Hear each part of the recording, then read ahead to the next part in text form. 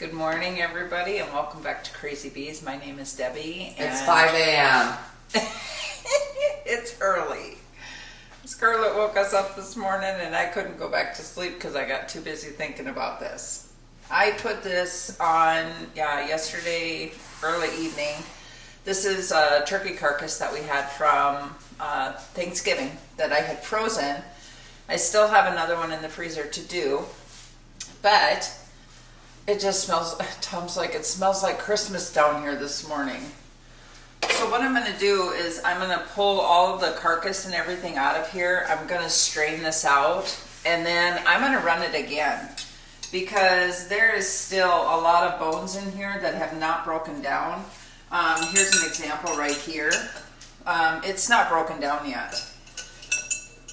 So there's still a lot of meat stuck on here, and I can get some more broth out of this. So we're going to strain this off, and then I'm going to run it through a fine mesh strainer a couple times, and then I'm going to pour, I've got a pot of, I'll probably have to do a couple tea kettles full of hot water, because I don't want to put cold water on hot bones. And we're going to fill this crock pot up again and let this run all day. I might put some fresh vegetables in here, but I'm going to put this meat and everything back in here because, like I said, there's still some sticking to the bones. Oh, there's my alarm to get up to feed the chickens. Good morning. Okay, you're currently in my refrigerator, which is messy, but I just wanted to show you. Here's our whole chickens that Tom has sitting in the brine. Let me zoom in here. And he's had them in there since noon yesterday. Okay, I was straining this and I realized I was getting some grit. So I have decided to put some cheesecloth inside of my strainer and do a second strain on it. And I'll show you what that grit was looking like.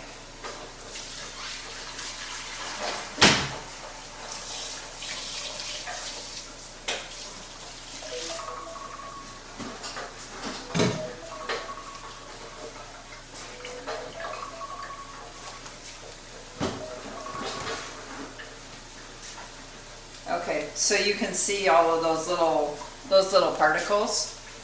So it's good to use a cheesecloth to get a better strain on your end product, so you don't have that grit in there. And then you just throw this away.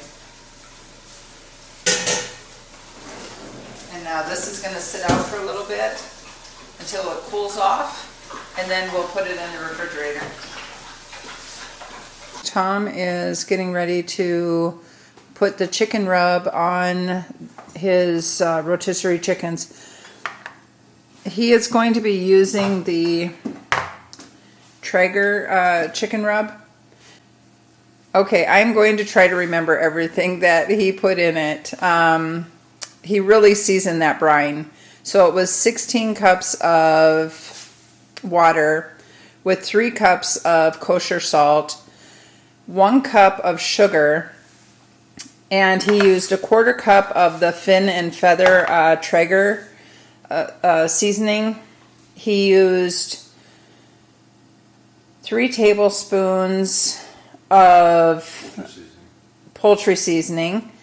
Then he used 2 tablespoons of oregano, rosemary, and basil.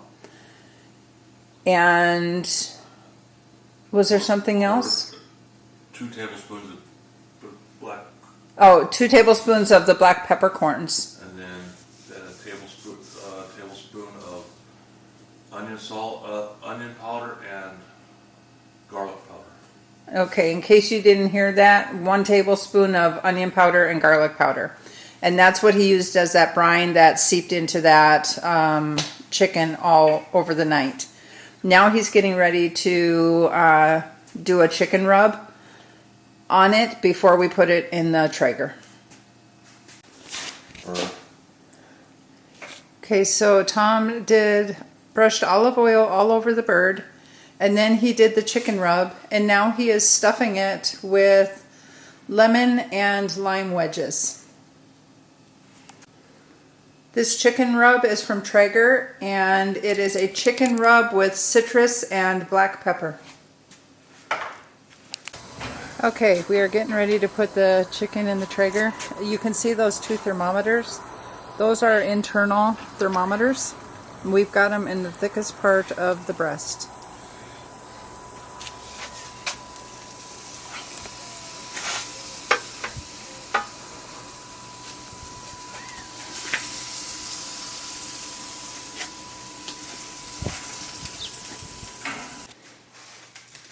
All right, Tom is now putting some steaks together with the Traeger beef rub, and he'll be putting that in the center. If you noticed, he did a chicken on either side, and he's going to put the steaks in the center, and then they will be in there for about 4 hours. What's your temp? 140 on the steaks, 160 on the chickens. So there we go. All right, when we got home from work yesterday, we noticed that our apricots, we put up the bird netting, and we noticed that the apricots some of them were starting to fall, which means they're ripe. So we went out last night and did our first picking of apricots. I mean, they're always smaller than what you would find in the store, but you know what? They are so good and so juicy. And look at this. Look at that. Just beautiful. You can see the shimmer of all the juices in there. So we got that done. Now this morning, before it gets too warm, I need to get out while Tom's working on all the stuff for dinner. You might wonder, why are you cooking so much meat? Well, what we do is he does the smoking on the weekend, and since we get home so late in the afternoon during the week, we always have some kind of a meat to put together for some kind of a meal, so we don't have to worry about the main course.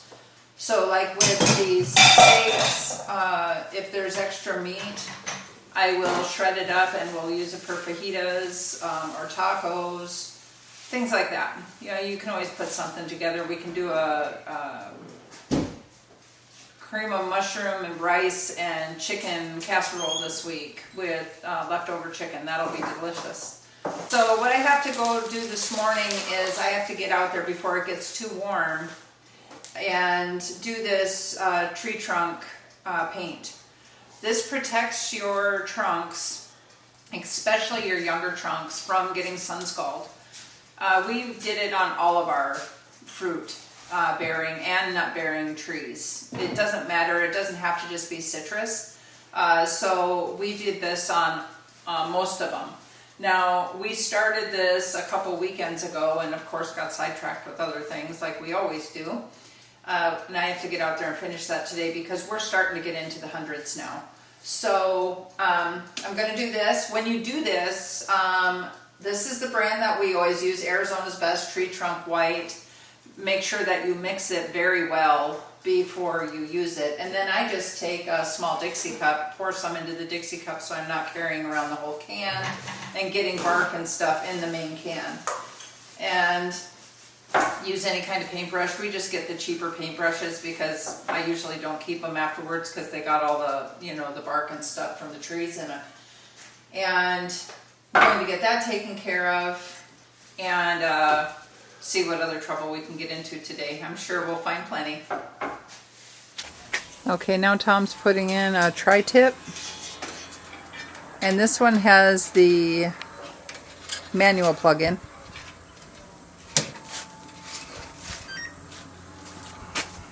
And then he's putting in the steaks.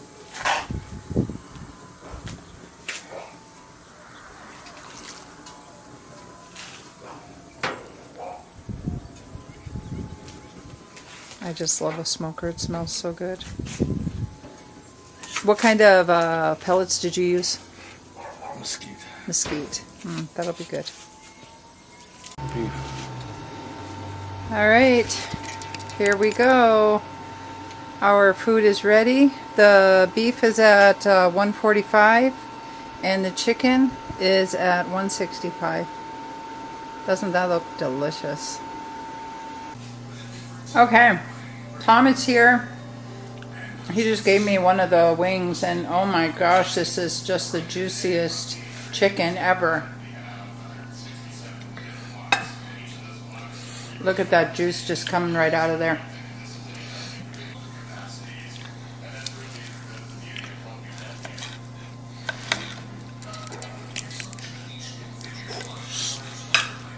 Oh my, look at that. That is one juicy bird. We are running out of time today. We've got quite a bit done. We'll go over that in a little bit, but I've gone to the farmer's market and bought 6 heads of cabbage because I wanted to preserve some sauerkraut. So what I'm going to do here is I already took off the outer leaves, I took out the core, and now I am going to cut it in wedges, and then I'm going to run it on the mandolin. Oblivious. Writing. Oblivious. Okay, so now that I've got this setting on the mandolin, I'm going to use I'm this. sorry. Oblivious.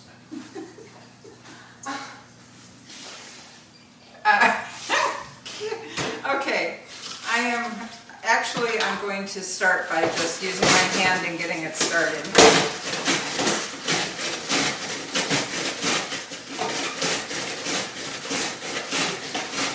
And then once I start getting down to that blade, then I will grab my thing here and do this. This is the first time I made sauerkraut. It looks like a very simple process. I'm going to keep working on this and shredding this. I need 5 pounds of shredded cabbage, and then I'm going to put it into a food grade, heavy duty 5-gallon bucket. And then all I have to do is I'm going to have to mix it with the salt, and then we're going to put it in here, and then we'll have to put a plate or something on top of it to hold it down so that everything stays submerged under the water and salt mixture. So I'll keep working on this. Did you wash that bucket? He asked if I washed the bucket. Of course I washed the bucket. Okay. We'll be back. Okay, I was using the mandolin, and first I was using it with this blade here, and it's got these little spikes right here, and then it goes to the slicer, so it was totally shredding up the cabbage. Then I went to this one with just the blade, and you guys, I had cabbage flying all over the place. So I gave up on the mandolin, and I just went with a knife, and I'm just cutting with a knife. And then when I get to a certain point, I'm taking out the heart area, you know, the core, and then I'm just shredding it and then putting it in my bucket. Now, it's supposed to have 5 pounds, right? Guess what? I lost count. So, when I'm done with this, I'm going to have to empty out my bucket, or Tom might have a better idea. I think we can scale that. We can use this scale. It goes up to 21 pounds. So, don't you need to know the bucket? Get a different bucket and measure weight. The bucket. Okay, so we're going to get a different bucket that's the same as that one, measure it so that we are tearing it, and then we can measure how much cabbage is in there. Good job, baby. Hey guys, it has been quite a while. when I first did this, looked up this recipe for sauerkraut, I did it online. And then I thought, you know, with it being my first time, I should do it in the Ball Canning Cookbook. And I opened that thing up and it said 25 pounds of cabbage. I don't have no 25 pounds of cabbage. I only got 10. So we're just going to have to work with that as it goes. But what it did say to do is work in 5-pound increments, and with each 5 pounds, you put in 3 tablespoons of pickling salt, and then you let it sit, you stir it very well, and then you let it sit for 15 minutes for that salt to break down the cabbage to increase your water. Well, mine never broke down enough to where the water was covering the cabbage like they want it to. They want it at the end to be covering the cabbage and having 4 inches of space in between your cabbage and your water line. And I didn't have that. So I had to make a brine, and your brine is 4 cups of water to 3.5 teaspoons of pickling salt. So I did that, and I pressed it down again, and I still don't think I got 4 inches, but it is what it is at this point, and we're going to see how it works. You know, that salt will just keep breaking down that cabbage. So then it says to take an inverted plate, place it over the cabbage,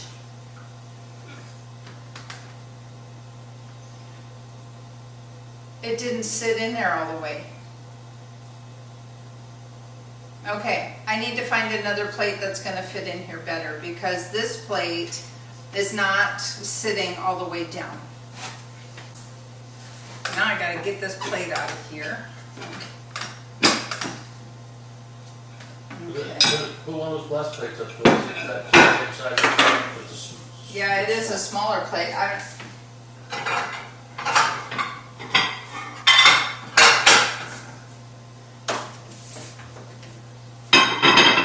it's just a little bit smaller. Okay.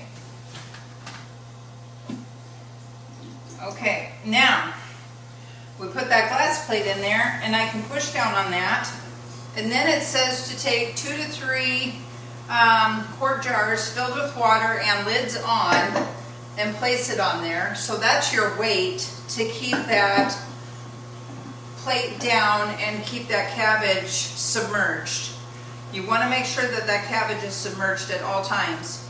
And then I was going to put the lid on this, but the Ball Canning book says to use a heavy towel. So I'm going to, because I'm thinking the reason for that may be so that some gases can escape. And if you have that lid on there, the gases won't be able to escape, and you might have a big kaboom. So we're going to put this towel over that, and then I'm going to set this in the pantry. And it may go up to 6 weeks. It says when you're no longer getting any bubbles, that is when your fermentation process is finished. So we got the cabbage done. So let us go back over what we did today. We got the trees done, the trunks, and then I did the dill. Tom did all of the peppers. He fertilized all the peppers for the last time, probably until monsoon season. And when he was fertilizing, he was also watering the trees, so those all got watered. We put a thin layer of leaves over that one empty bed where we took the onions out. And then he made an amazing lunch. Oh my goodness, that chicken was so good with that brine. You guys, you have to try that. It was so good. I can't even tell you how moist it was. It was amazing. And then we did the chamomile, and I've got that in the dehydrator. We did the dill, and I broke that down. I still got quite a bit of chaff in here that I want to get out, but for now, it is what it is. It's in there.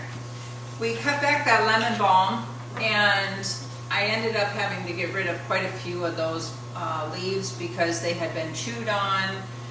Some of them were older, and I saved what I could and decided instead of dehydrating, I was going to make a lemon balm tea. So with your teas, you can use however many leaves you want to water, but I'm going to let this sit overnight. And these are all the leaves that I did collect. Most of them are the younger leaves. And then I'm going to strain this out in the morning, and you guys, it smells amazing. It's there's a lot of good properties to lemon balm. Got that done, and then in between all of that, we were working on laundry, and we were working on our turkey broth. I have got two pans and one stainless steel bowl full of turkey broth, and I'm running that second carcass on keep warm overnight because my crock pot tends to run high. So we're going to run that one overnight. That's the second run on that one. And then once that is done, I'm going to strain that out in the morning before I go to work and put that in the refrigerator and get the chicken carcasses done from dinner this afternoon. And then I think that's going to give us enough broth for the whole year. So I'm very excited about that. That's one thing we can check off our list. And if you're wondering why I'm wearing a glove, I've got I sliced myself on my finger, and I have a Band-Aid on it. I've just been making sure nothing gets into that, especially with working with that cabbage and the salt and stuff. When I was doing that one trunk, it still had the wire mesh around it, and I was trying to take that off, and that wire was just cutting me up something terrible, and then I got salt in that. Whew, that didn't feel too good. So, I think we've done all we could do today. Oh, I did do one more thing.